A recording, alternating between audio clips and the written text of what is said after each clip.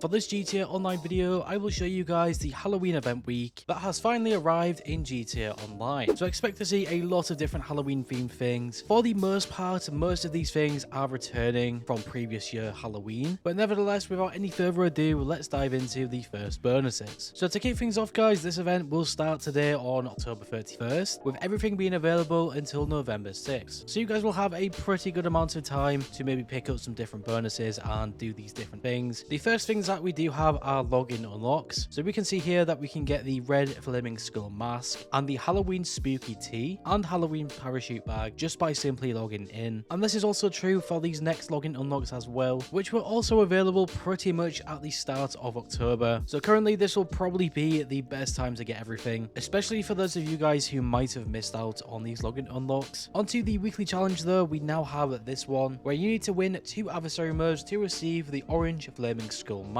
and a very nice $100,000 on top. Adversary modes in GTA Online for the most part are pretty fun, so as long as you guys enjoy them and you want to get this orange flaming skull mask and the $100,000, definitely give it a go. Onto some bonuses though guys, we have a nice double money and RP on the Judgment Day adversary mode. So this really ties into that last weekly challenge, so I would highly recommend playing this, especially with the fact it does have that very nice double money and RP. And besides this, we also have the Alien Survivals coming back with some double money and RP as well. I'm quite surprised that Rockstar did not add the Ludendorff Cemetery Survival again with some double money, but just having the Alien Survivals is probably just as good, although they can be quite challenging sometimes. But pretty much any survival when it has bonus money is always good and has the potential to make you guys a lot of great cash. And the final bonus in this whole event will be some nice double money and RP on the street dealer sales. Overall, I think the street dealers are quite underrated, but if you guys really think about this, you can actually make so much more money just by selling the stock that you have at these different businesses instead of selling it to street dealers. If anything, the street dealers will just save you a bit of time. For example, if you guys do not want to sell your coke lockup or something, just sell some of that stock to a street dealer each day and it will make it substantially easier. At this point in the video, we will be moving over to the discounts. We first of all have these discounts now. I'm pretty sure that we already had these from previous events, but this will most likely be the last event week that you guys can pick anything of these up. I would definitely recommend some of the 30% vehicle discounts, especially the ones underlined in red, because these vehicles have been removed in the past by Rockstar, so after this event week you might not be able to find them again. We then also have a 50% off both of these vehicles, the Dinka Jester and the Enos Super Diamond. Both of them will have that nice 50% off. Now I did check and both of them were removed vehicles. The standard Dinka Jester was one that was removed, however this does say that it is the race car version, but honestly I'm pretty sure that is the original Jester. We then also have a 30% off these vehicles as well, with the Declasse Vamos being removed. Just looking at these vehicles, I really don't think many of them are that good. Some of them might have the Benny's upgrades, so it is definitely something to keep in mind. And the final discount we have is a 30% off the Up-N-Atomizer at the gun van, and then a 40% off for GTA Plus members on the Widowmaker. Having that 30% off the Up-N-Atomizer here is actually a really good one. I believe this Up-N-Atomizer costs something ridiculous, like $300 and something thousand, so saving any money you guys can on this will be great. We now also have the new Salvage robberies this week. We have the Gangbanger robbery for the Panthea, the cargo ship robbery for the Evizcerate, and the Duggan robbery for the Albany Brigger. Just remember you can only do these things if you own a salvage yard, but they are worth doing because they can make you upwards of $1 million.